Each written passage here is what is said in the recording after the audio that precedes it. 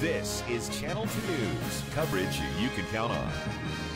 Our effort here is to save from any kind of flooding condition in the city of Fallon. The V-line emergency spillway that we first told you about a few weeks ago is now open.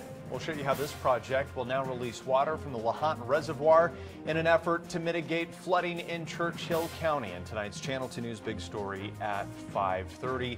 So crews with the Truckee-Carson Irrigation District are working to draw down Lahontan's water levels in anticipation of all of that runoff that's expected to come from the Sierra Nevada later this year. Good evening, I'm Landon Miller. I'm Kristen Remington. Thanks for keeping it here. You might remember a few years ago, farmers out east were desperate for all this water. So what a different sight. Now, currently, water levels are just above 230,000 acre feet. The goal is to bring that number down at least another 100,000 acre feet. Ryan Canada was in Fallon earlier today and has more on the possible solution to all of this excess water.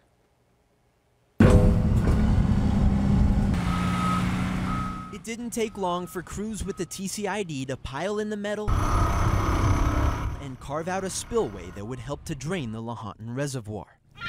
We've been here only a few weeks, putting this together. And as of last week, the $600,000 construction project is already running water through the man-made spillway, and doing so at an alarming rate.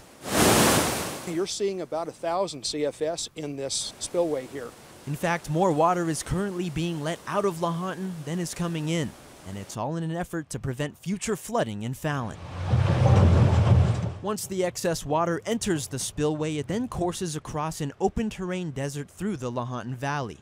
That water is then expected to flow as far as Highway 95. While the emergency spillway here solves what could have been one major problem for the city of Fallon, NDOT officials are at the other end of this flowing water, solving yet another.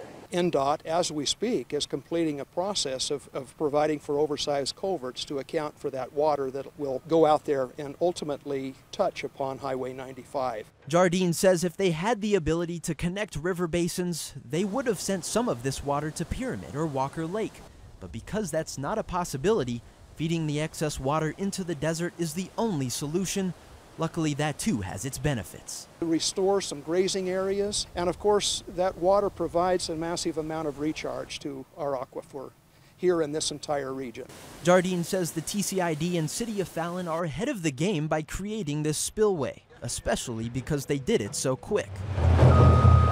Now it's up to Mother Nature to cooperate, so crews can manage the water levels in the Lahontan Reservoir throughout the spring and summer seasons. It would be nice if we could see that runoff come in a slow and steady process instead of all at once. Covering the story, Ryan Canada, Channel 2 News. Now.